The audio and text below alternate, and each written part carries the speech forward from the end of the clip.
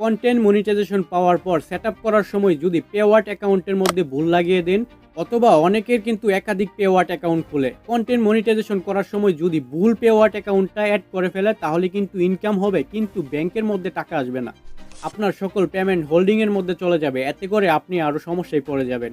একটা উদাহরণ দিলে ভালোভাবে বুঝতে পারবেন। আমি যদি এখন আমার পে আউট অ্যাকাউন্টটি আপনাদেরকে চেক করাই, সো এখানের মধ্যে দেখতে পারবেন যে আমার পে আউট অ্যাকাউন্ট দুইটা, একটা হচ্ছে 203 আর একটা হচ্ছে 873। দ্বিতীয়টার মধ্যে যদি আমি ক্লিক করি সো দেখতে পারবেন এটার মধ্যে কোনো লেনদেন নাই, মানে এটার মধ্যে কোনো ট্যাক্স ফর্ম বা ব্যাংক অ্যাকাউন্ট কিছুই অ্যাড করা নাই। 203 এটা হচ্ছে আমার অরিজিনাল পে আউট অ্যাকাউন্ট। এবার আমি যদি আমার পেজের কন্টেন্ট মনিটাইজেশন সেট আপ করতে যাই ওই জায়গার মধ্যে কিন্তু এই দুইটা পে আউট অ্যাকাউন্ট শো করবে।